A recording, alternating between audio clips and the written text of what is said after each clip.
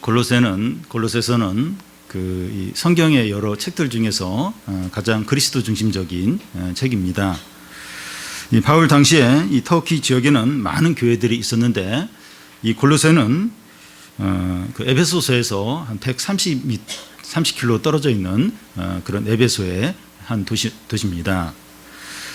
이 골로새는 그 BC 3세기에 시리아를 통치하던 안티오코스 2세가 이 바벨론 지역에 사는 유대인 2,000명을 이곳에 이주시키면서 이방인과 함께 섞여서 그때부터 살기 시작했습니다.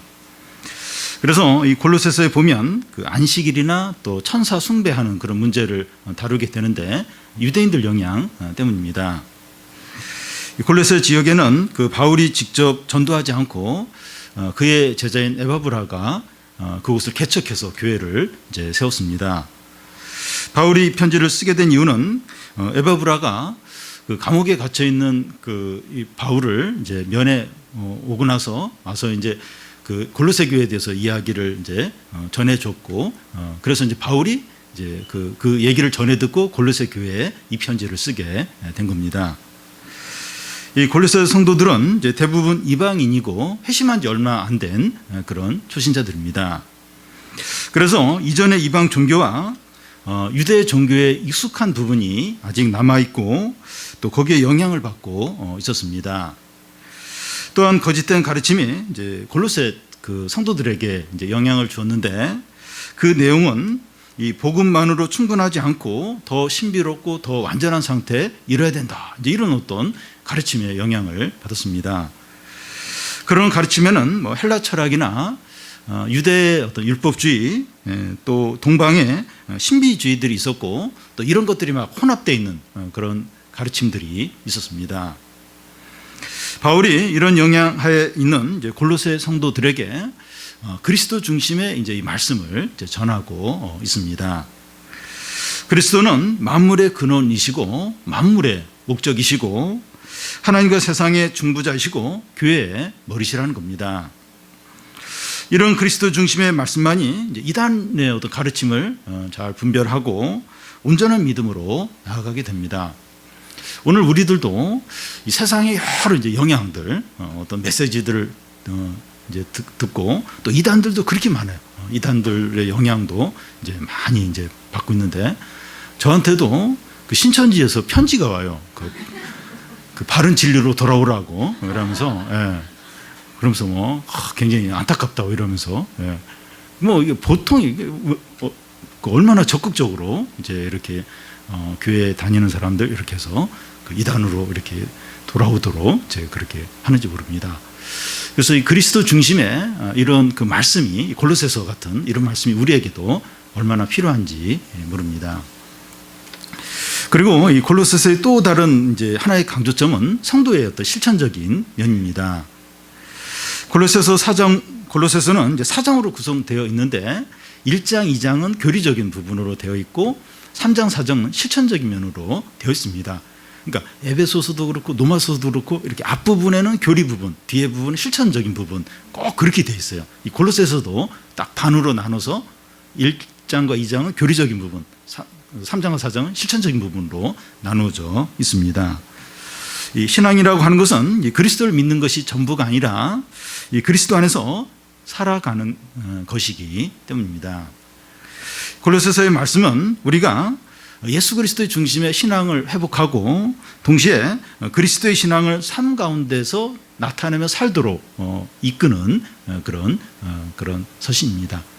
그래서 그러니까 이 골로새서는 어느 성경보다도 그리스도 중심적인 우리가 좀 살펴보겠지만 이 그리스도 중심적인 서신이에요.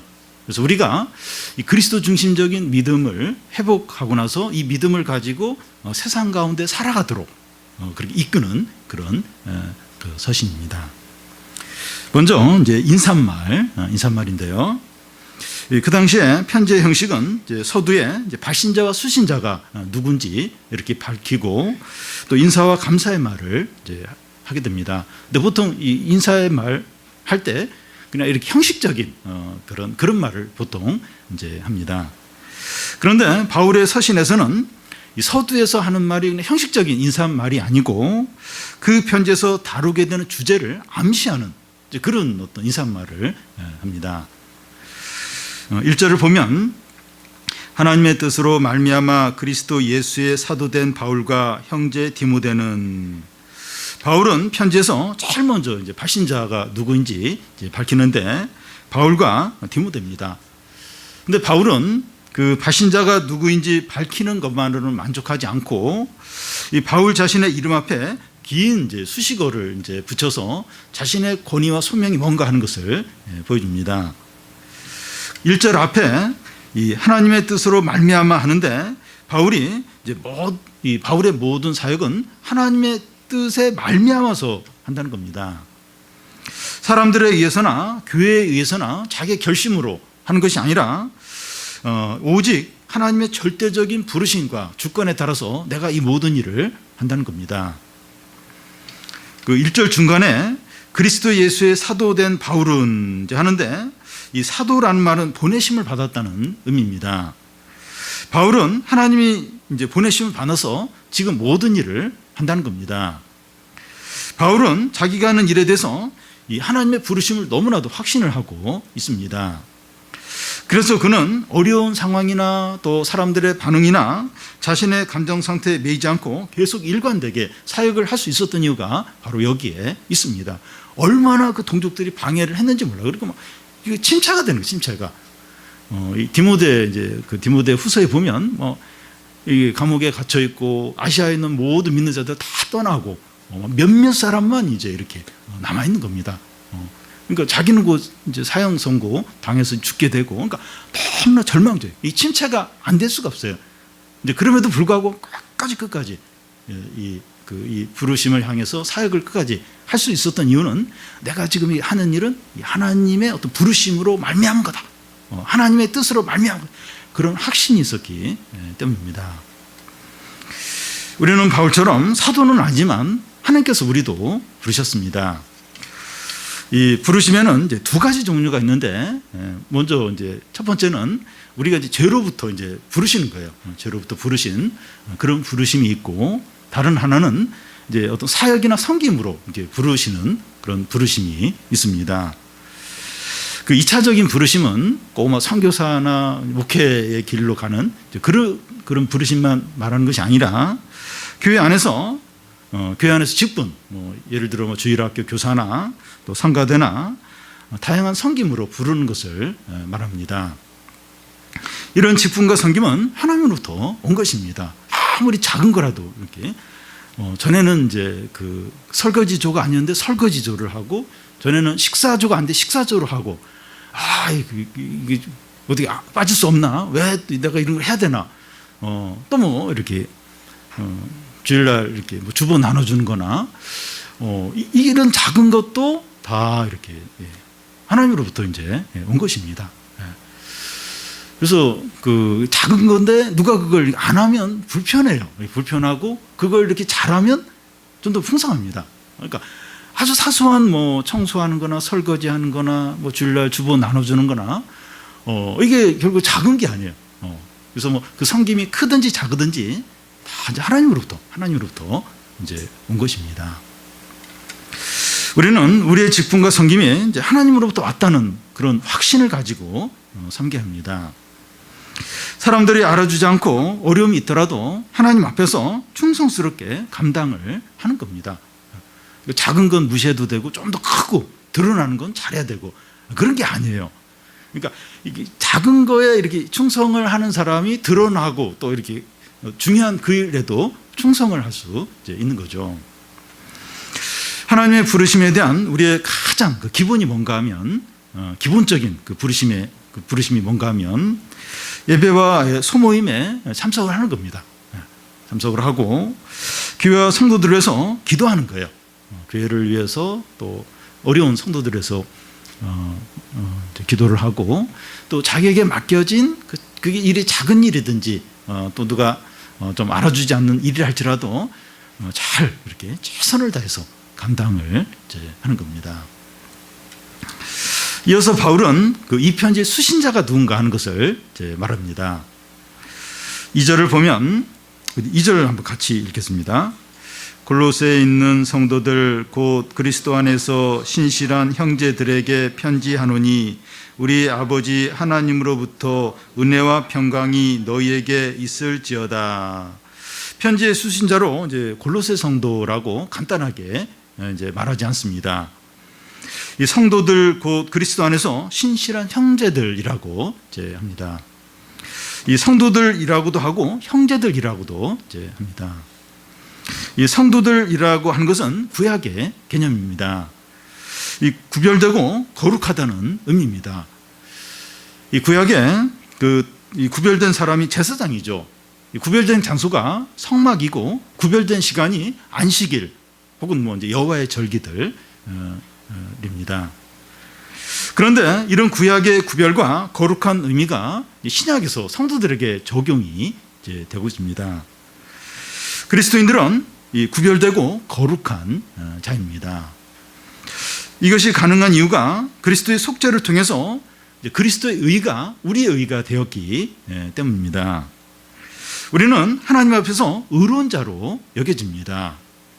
실제로는 죄를 짓는 죄인인데 그리스도의 옷을 입고 의로운 자로 여겨지는 겁니다. 실제로 죄인이죠, 죄인. 근데 그리스도의 의로 우리가 옷 입은 거예요. 그래서 하나님 앞에서 우리가 의로운 자로 여겨집니다. 여러분, 성도라고 하는 것은 이 하나님 앞에서 우리의 정체성입니다. 우리가 이제 성도라는 말을 좀 종종 쓰는데, 그러니까 하나님 앞에서 내가 누구냐, 정체성이 뭐냐, 성도입니다. 하나님은 우리가 어제도 죄를 지었고 오늘도 죄를 지었지만 그리스도의 의를 보시고 우리를 성도로 여기십니다. 어제도 지었고 오늘도 죄를 지었어요. 근데 하나님 우리를 성도로 여기십니다. 골로새 교인들은 우리들보다 믿음이 더 약해요. 더 약하고 불완전했을 겁니다. 그러니까 예수님을 믿은 지가 그렇게 오래 안 됐어요. 그러니까 성경에 나오니까 이 골로새 성도들이 굉장히 믿음이 좋을 걸로 알고 있는데 또 바울한테 또 이렇게 바울 제자로부터 에바브라한테 이렇게 복음도 듣고, 근데 우리보다 믿음이 약해요. 불완전해요. 근데 이 골로새 성도들이라 부르는 거, 성도들이라고 이제 부릅니다. 그럼 우리는 더더욱 이제 성도인 겁니다. 실제로 보면 이제 성도 같지 않지만 하나님은 우리를 이제 성도로 여겨주시고 성도로 대하십니다. 그래서 우리는 성도로 살아야 합니다. 나는 내가 봐서 성도답지가 않아요. 이 그리스도인지 불신자인지 막 혼동이 될 때도 있는데 하나님 우리를 성도로 보세요. 성도로 대하세요. 그러면 성도인 거예요. 이 성도로서 이제 살아야 합니다. 세상과 죄악으로부터 구별되고 이제 거룩한 삶을 성령을 의지해서 살아야 합니다. 우리는 이제 성도로서 직장 생활도 하고 또 성도로서 학교 생활도 하고 성도로서 자녀를 양육하고 성도로서 집안일을 하고 성도로서 모든 일을 하는 겁니다.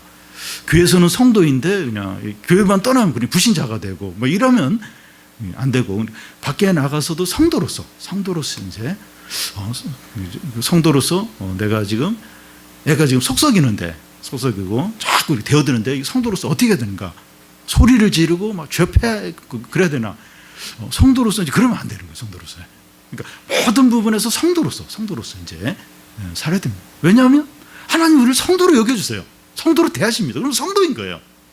그러니까 골로새 성도들이 우리보다 훨씬 불완전하고 초신자들인데 골로새 성도들이라고 불러요. 우리는 더더욱 성도들인 겁니다. 그래서 성도로서 이제 모든 걸 이제 해야 합니다. 이 편지의 수신자로서 또 하나의 호칭이 있는데 2절 앞에 보면 그리스도 안에서 신실한 형제들입니다. 어떤 사람이 예수님을 믿게 되면 그 세상에서 분리되어서 이제 그는 하나님의 가족 안으로 들어오게 됩니다. 그리스도인은 한 교회 이 공동체 일원에 속하게 됩니다. 또 이제 형제들이라고 이제 하는 말은 이제 가족의 이제 개념이에요. 그래서 이제 막 혼자서만 이렇게 살면 안 됩니다. 요즘 혼밥을 이제 하는 경우가 혼자 밥 먹는 걸 많이 하는, 혼자 친구 없어서 그럴 수는 있지만 삶을 혼자서 막 모든 걸 이렇게 그리스도인인데 그렇게 하면 안 됩니다. 하나로 연결이 되어 있고 수평적인 거예요. 교회 안에 보면 이제 사역자들이 있고 직분자들이 있지만 그보다 더 근본적이고 중요한 게 뭔가 하면 모두가 형제, 자매인 겁니다. 같은 형제와 자매 가운데서 뭐 사역자, 장로, 권사, 집사가 이제 나온 겁니다. 목사와 장로와 권사는 형제와 자매가 아닌 특별한 어떤 등급이 다른 어떤 그런 부류의 사람이 아닙니다. 다 형제와 자매인데 그 중에서 뭐 권사, 장로, 뭐 목회자 또 뭐 이런 게 이제 거기서 나오는 거죠. 그리고 일반 가족 안에서 그 형제와 자매들이 주어지듯이, 그러니까 이게 그냥 생기는 거예요. 가족 안에 이 형제와 자매들이 이제 생기듯이 그리스도 안에서도 형제와 자매들로 주어집니다. 그냥 생기는 거예요. 그냥 생기는 겁니다. 이게 무슨 말인가 하면 우리가 원하고 좋아하는 사람들만 형제와 자매로 이렇게 할 수 있는 것이 아니라 원치 않고 싫은 사람도 형제와 자매로 주어진다는 겁니다.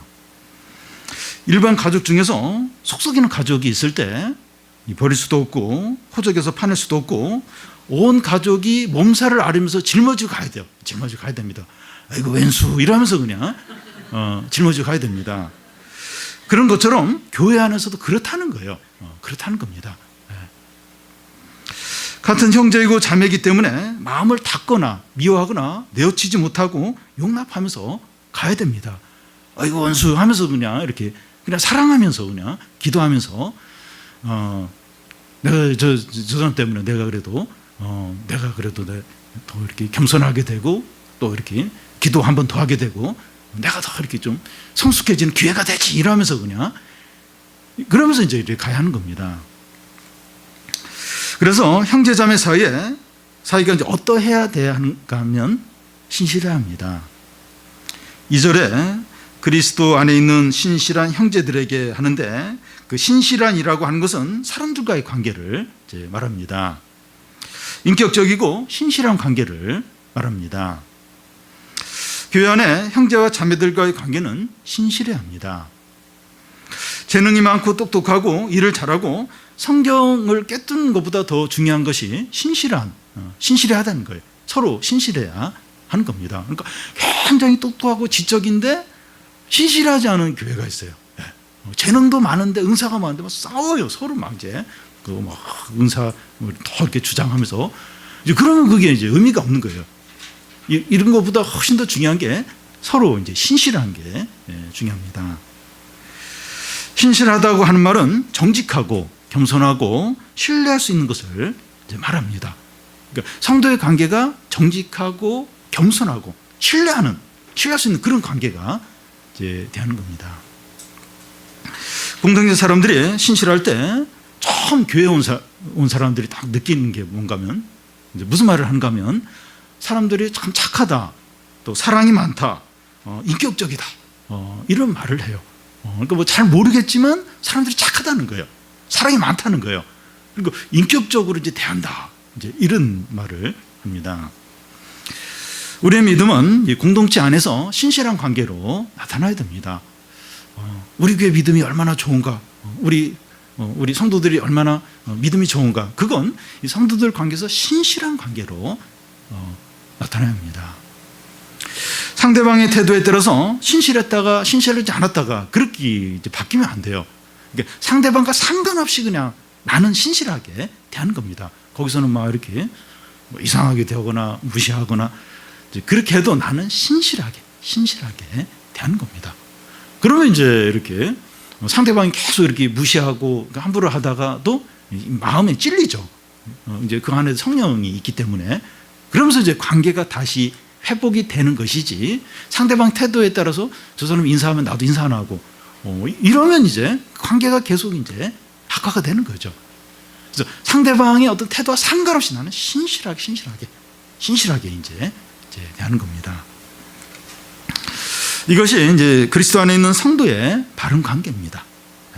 이게 이제 성도의 바른 관계죠. 다음은 이 바울이 골로새 성도들 위하여 기도할 때마다 감사의 기도를 했다는 겁니다. 우리는 이 감사의 기도를 하려면 어려움이 이제 해결되고 좋은 일이 생겨야 감사를 기도하는 것으로 생각합니다.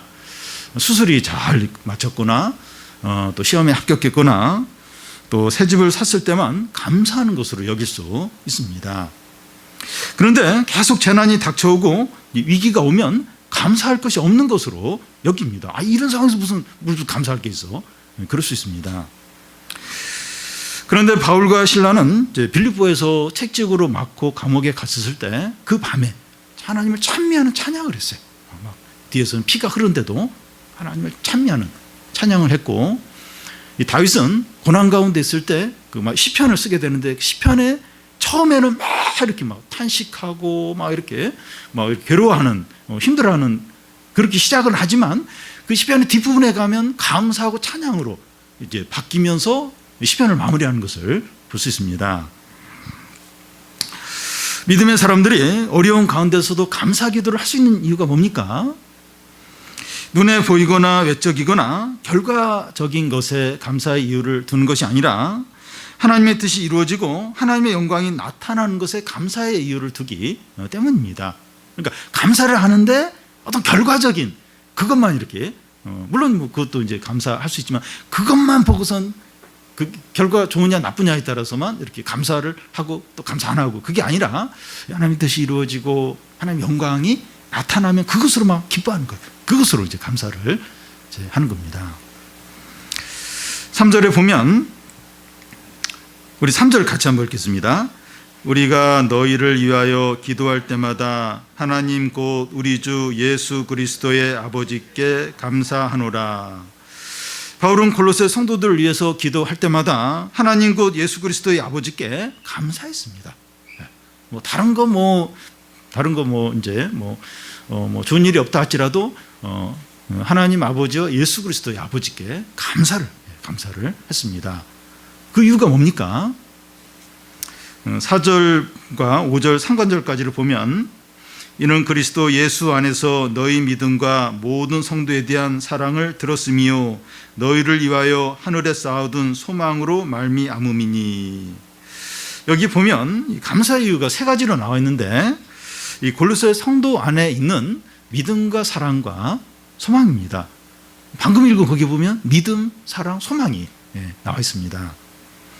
바울은 여러 곳에서 이 믿음과 사랑과 소망을 강조를 했습니다. 이 고린도전서 13장 13절에 보면 믿음, 소망, 사랑 이 세 가지는 항상 있을 것인데 그 중에 제일은 사랑이다 이렇게 말하고, 이 데살로니가전서 1장 3절에 보면 너희 믿음의 역사와 사랑의 수고와 우리 주 예수 그리스도에 대한 소망의 인내를 하며 믿음, 소망, 사랑을 이야기하고 있고, 또 갈라디아서 5장 5절 6절을 보면 우리가 성령으로 믿음을 따라 의의 소망을 기다리노니 사랑으로 역사하는 믿음뿐이다. 여기도 보면 믿음, 소망, 사랑이 함께 나와 있습니다. 바울은 성도들에게 믿음, 사랑, 소망이 항상 있어야 되고 이게 제일 중요하다고 합니다. 이 바울이 감사하는 이유 중에 이 세 개 중에 첫 번째 이제 믿음을 살펴보면 이 4절 앞에 그리스도 예수 안에 너희의 믿음 하는데 이 믿음은 이제 그리스도인 되게 해요. 어떤 사람을 그리스도인 되게 하고 그리스도인의 삶을 시작하게 합니다. 그리스도 예수 안에 너희의 믿음이라고 하는데 그 예수 안에 하는 것은 장소의 의미가 있습니다. 무슨 말인가 하면 그 믿는다고 하는 것은 단지 예수를 지적으로 믿는 것이 아니라 그 예수 안에서 사는 것을 이제 의미합니다. 예수 안에서 활동하고 성장하고 발전하는 겁니다. 예수 안에서 모든 것을 하는 겁니다. 그러니까 우리가 예수님 믿는다 할 때 예수님은 그냥 입으로 고백하고 지적으로 알고 이제 이걸 얘기하는 것이 아니라 그러니까 예수 안에서 사는 거예요. 그냥 예수 안에서 활동하고 예수 안에서 성장하고 예수 안에서 모든 걸 하는 것을 말합니다. 여러분, 신앙을 갖는다고 하는 것은 이 바른 교리를 알고 신앙 고백을 하고 그 사도신경을 암송하는 것만 말하지 않습니다. 그리스도 안에서 모든 것을 하는 겁니다. 이 머리로는 이 복음을 알고 입으로는 예수 그리스도를 살아계신 하나님이라고 고백을 하지만 그의 삶은 그리스도 밖에서 얼마든지 살 수가 있습니다. 그러니까 한국교회 또 한국교회 교인들이 그 욕을 많이 먹는 이유가 뭔가 하면 입으로는 막 그래요. 막 이야기를 하는데 근데 실제로는 그리스도 밖에서 이제 삶을 사는 겁니다. 지금 그 유명한 그 이렇게 우리 정치인 중에 한 사람이 신학교도 나오고 근데 참 지금 막 부끄럽게 하고 있어요. 이 교회와 이 기독교를 부끄럽게 하는 그런 행동들을 많이 해가지고 참 그런데 그러니까 이게 그리스도 밖에서 뭐 예수님 믿고 또 막 이렇게 교회 직분자고 이러는데 실제로 삶은 그리스도 밖에서 얼마든지 살 수가 있다는 겁니다. 그리스도를 의지하지 않고 통제하지 않고 자기가 주인이 되어서 사는 사람들이 많다는 거예요. 실제로 많다는 겁니다. 우리는 우리 신앙을 점검할 때 교회를 다녀왔는지 성경을 읽었는지 하는 것보다도 이 돈을 지출하고 또 사람들을 만나고 직장 생활을 할 때 그리스도 안에서 하는지 밖에서 하는지 돌아봐야 됩니다. 이렇게 주의를 지켰는지 또 이렇게 또 뭘 했는지 물론 이것도 뭐 중요한 것이긴 하지만 그것보다도 내가 사람을 만나고 직장 생활하고 이런 걸 하는데 그리스도 밖에서 했는지 그리스도 안에서 했는지 하는 것을 이제 보는 겁니다. 하나님의 말씀을 듣는 것만이 전부가 아니라 그 말씀에서 순종해서 살아야 합니다. 운동회 때 엄마와 자녀가 이제 한 다리를 묶고 같이 막 빨리 달려가는 그런 경기가 있는데 주님과 우리가 이제 함께 동행하는 게 이게 예수님을 믿는 겁니다. 함께 가야 돼, 함께. 그러니까 우리가 그리스도 안에서 제한된 삶을 사는 게 그게 진짜 믿는 겁니다. 그래서 근데 뭐 그런 게 없으면 제한되는 것도 없고 주님 안에서 하는 것도 없고 그러면 아무리 입으로 막 이렇게 하나님 말씀을 이야기하고 교회를 잘 다닌다 할지라도 그건 이제 예수를 믿는 게 아니라는 겁니다. 바울이 감사하는 이유의 두 번째는 사랑입니다. 4절 중간에 보면 모든 성도에 대한 사랑을 들었으며 우리의 믿음이 참된지 거짓된지 하는 것은 사랑으로 이제 드러나게 됩니다. 갈라디아서 5장 6절에 나온 것처럼 사랑으로 역사하는 믿음입니다. 믿음은 사랑으로 역사하는 믿음.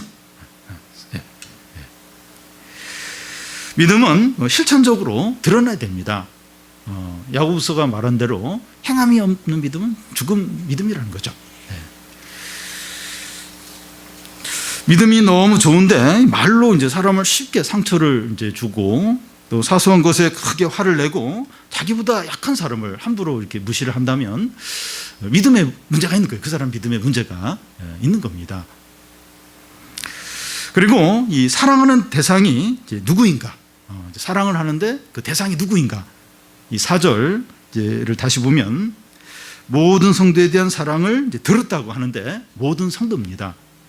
그러니까 이제 우리의 믿음이 이제 사랑으로 이제 표현이 돼야 되는데 그 사랑하는 대상이 누구냐? 모든 이제 성도인 겁니다.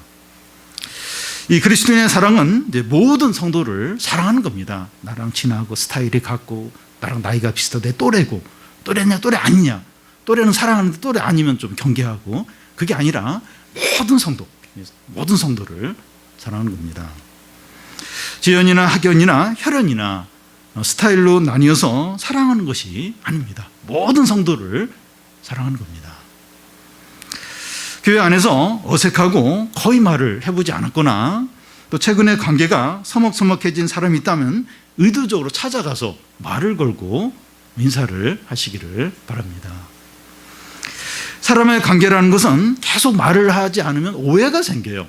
가족 안에서도 그렇고 뭐 가까운 친구 관계에서도 그런데 이게 말을 하지 않으면 오해가 생겨요. 그러니까 우리 남북한 관계를 보면 지금은 조금 이제 덜 하지만 전에 보면 이게 뭐가 없어요. 안 통하니까 무슨 뭐가 있으면 자꾸 오해하고 더 막 이렇게 흥분하고 이게 정상적인 그게 어떤 뭐 소통이 없으니까 이제 자꾸 이제 이렇게 오해하고 또 과잉 반응하고 이제 그런데 이제 사람 관계도 그렇다는 거예요. 이게 대화가 없고 자꾸 말을 안 하면 자꾸 오해가 생겨요. 오해가 생기고 또 부정적인 생각이 들게 되고 시간이 더 지나면 그 그 생각이 굳어지게 되어서 관계가 단절되게 됩니다. 근데 한번 관계가 단절이 되면 회복하는데 얼마나 많은 노력을 해야 되는지 몰라요. 근데 그러기 전에 빨리 이렇게 뭔가 이렇게 좀 소통하고 또 이렇게 관계를 회복하려고 노력을 해야 되지. 가족 관계도 그래요.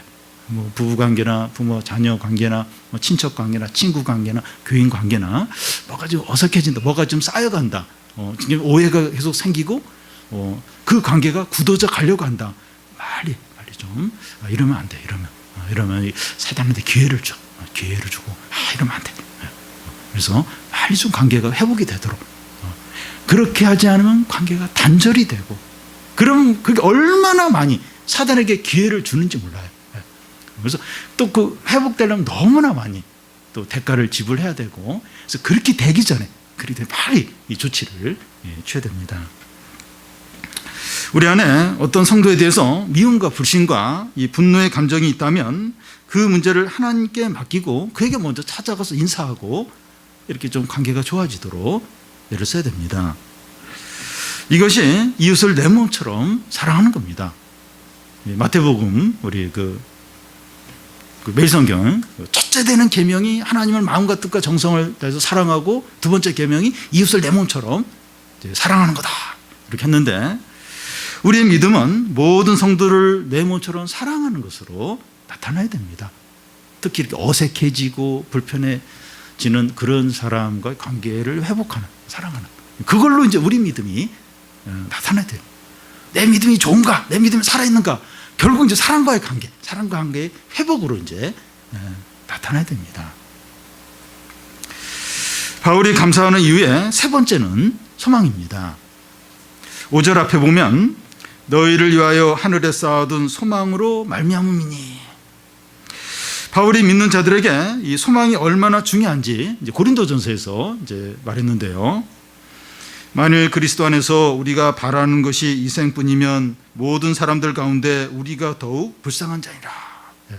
우리가 그냥 이 세상을 이제 이 세상에만 소망을 두고 있고 이 세상만 바라본다면 우리야말로 진짜 비참한 자다 이렇게 말합니다. 믿는 자들의 소망은 그 이 세상에 있는 것이 아니라 하늘에 쌓아둔 소망입니다. 우리의 소망이 하늘에 있기 때문에 악한 자들이나 어려운 상황이 빼앗아가지 못합니다. 그러니까 이 세상에 있는 건 다 가져가요. 다. 그 시간 지나면 변질이 되기도 하고, 누가 뭐 훔쳐가기도 하고, 누가 뭐 망쳐놓기도 하고. 근데 우리가 있는 소망은 하늘에 있는 거죠. 하늘에 쌓아둔 소망이기 때문에 아무리 강한 자나 악한 자나 어려운 상황이 빼앗아가지 못합니다.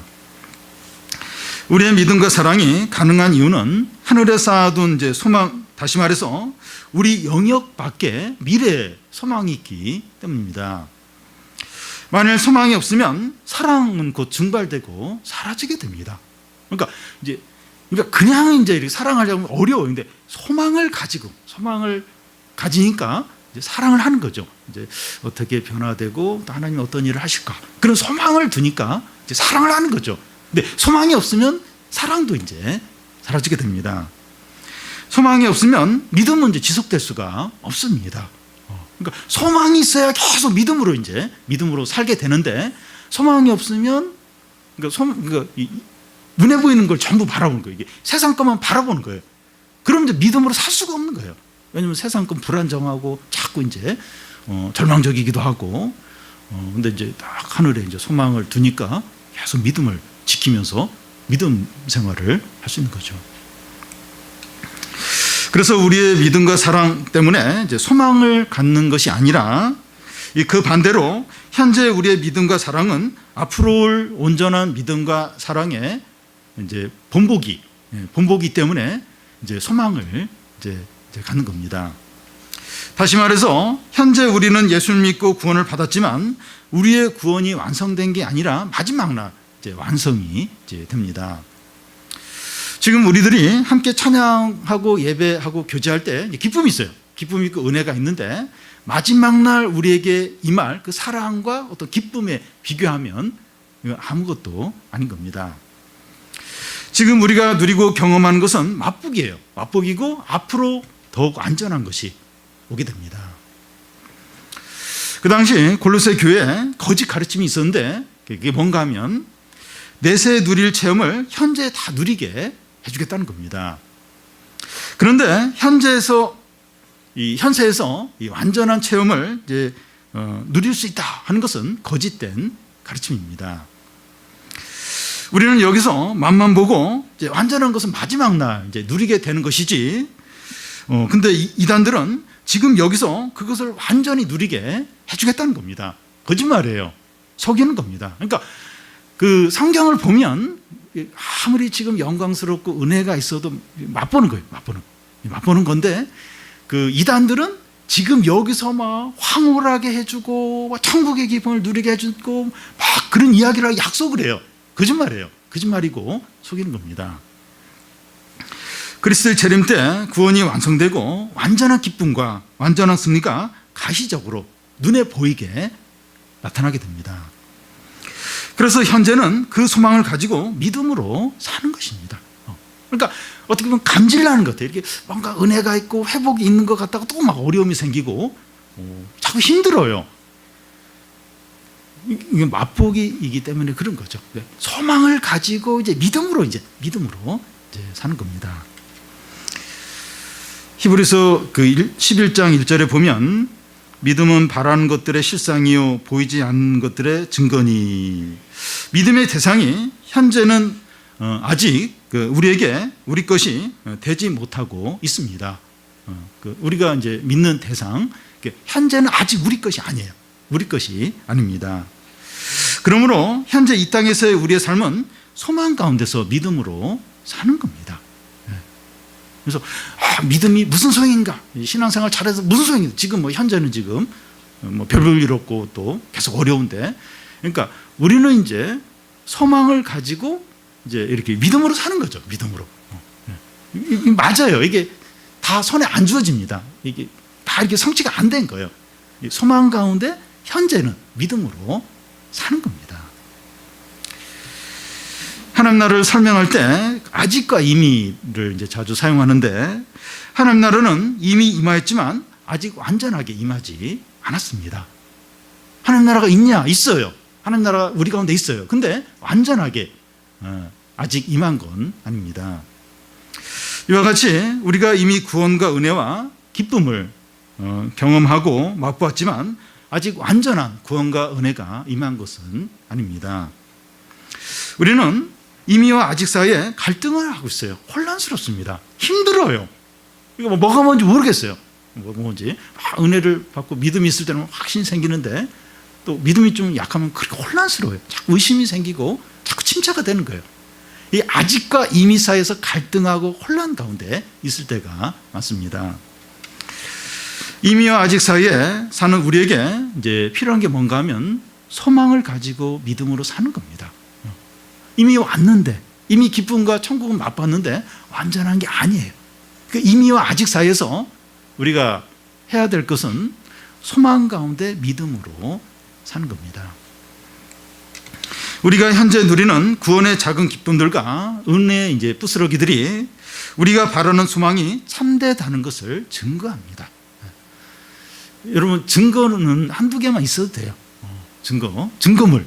그러니까 뭐 범인을 잡을 때 이게 머리카락 하나, 또 피 한 방울, 그런 걸로 범인을 잡아요. DNA 막 조사하고 그걸로 이제 자백도 이제 받아내고 그런 겁니다. 그러니까 우리에게 이 천국의 이 소망들, 이 완전히 임할 하나님의 구원과 기쁨, 잘 모르겠어요. 그게 있나 없나. 근데 이 어떤 은혜의 부스러기, 어떤 구원의 어떤 작은 기쁨들, 이게 우리의 소망이 참되다, 진실하다 하는 것을 증거하는 겁니다. 그런 작은 증거로 충분합니다. 아직과 이미 사이에 있는 성도들에게 필요한 것은 믿음과 사랑과 소망입니다. 이 세 가지가 무엇을 통해서 생기게 됩니까? 우리에게 이제 믿음과 소망과 사랑이 있어야 돼요.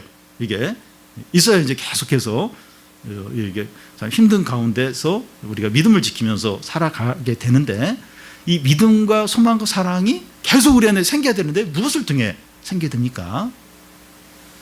5절 중간을 보면 곧 너희가 전에 복음 진리의 말씀을 들은 것이라. 이 골로새 성도들은 그 에바브라를 통해서 이 복음의 진리의 말씀을 듣고 믿음과 사랑과 소망이 생겼습니다. 전에는 이런 게 없었어요. 근데 에바브라를 통해서 복음, 이 진리의 말씀을 들으면서 이 골로새 성도들 안에 이 믿음과 사랑과 소망이 생겼습니다. 여기 보면 이 골로새 성도들이 이 에바브라에게 들은 것이 복음, 진리, 말씀이라고 같은 거예요. 다 같은 건데 3번 반복하면서 강조를 하고 있습니다. 그들이 들은 것은 사람의 말이나 철학에서 나온 것이 아니라 그리스도의 복된 소식이고 진리고 하나님의 말씀입니다. 그래서 어떤 좋은 책에서 나왔거나 어떤 사상가에서 따온 것이 아니라 하나님의 말씀, 진리, 복음을 이제 들은 겁니다. 이 시간 골로새서를 우리가 살펴보고 있는데 우리들이 듣는 말씀도 그리스도의 복음의 소식이고 진리이고 하나님의 말씀입니다. 영원한 하나님의 말씀을 듣고 있습니다. 사람들이 인정하거나 인정하지 않거나 세상에서 인기가 있거나 없거나 상관이 없어요. 이건 영원한 진리고 하나님의 말씀입니다. 세상은 하나님의 말씀을 비웃습니다. 조롱을 합니다. 옛날에는 유럽에서 이렇게 그 번화가에 제일 번화가에 사람들 많이 다니는데 교회를 지었어요. 교회를 크게 가장 이렇게 좀 고급스럽게 교회를 지었는데 지금은 운동장을 지고 축구장을 5만 명, 6만 명, 7만 명 엄청나게 돈을 들여가지고 운동장을 짓습니다. 그러니까 지금은 이렇게 진리를 듣고 하나님 말씀을 듣는 게 중요하지 않아요. 이게 세상은 그래요. 세상은 다 그럽니다. 이게 세상이 그러니까 우리도 이 진리의 말씀을 소홀히 여길 가능성이 많아요. 오히려 뭐 뉴스나 또 어떤 유명한 어떤 교수의 강의나 이런 걸 오히려 더 중요하게 여기고 하나님 말씀은 자꾸 무시하고. 근데 그렇지 않아요. 세상에서 인기가 있든지 없든지 사람들이 인정을 하든지 인정하지 않든지 영원한 말씀이고 진리예요. 진리. 진리의 말씀은 변함이 없습니다. 우리는 우리가 듣는 말씀이 어떤 것인지 분명하게 알아야 됩니다. 우리가 복음 곧 하나님의 말씀을 들을 때 믿음과 사랑과 소망이 생깁니다. 개인적으로 우리가 말씀을 읽을 때나 예배 가운데서 말씀을 들을 때 믿음과 소망과 사랑이 생기게 됩니다. 진리의 말씀을 들음으로 아직과 이미 사이에 사는 우리가 소망 가운데 믿음으로 살 수 있게 됩니다. 그러니까 지금이 참 힘들어요. 이게 주님이 빨리 오셨으면 좋겠는데 아니에요. 아직과 이미 사이 이미 왔는데 아직 하나님 나라가 온전히 임하지 않고 천국은 맛봤는데 천국은 아직 오지 않았고 그 이미와 아직 사이에 진리의 말씀을 들음으로 소망 가운데 믿음으로 살 수 있게 됩니다. 말씀을 안 들으면 계속 헤매는 거예요.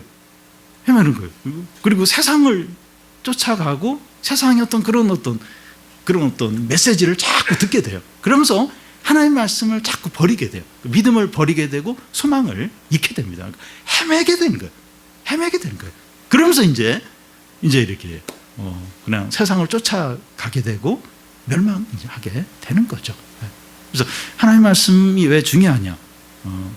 우리가 이 아직과 이미 사이에서 소망 가운데 믿음으로 계속해서 살 수 있게 해주기 때문입니다. 바울이 골로새서에서 이 믿음과 사랑과 소망 가운데 가장 강조하는 게 소망입니다. 우리를 위해서 하늘에 준비된 소망이 있어야 믿음을 잃지 않고 성도들을 사랑하며 끝까지 인내할 수 있기 때문입니다.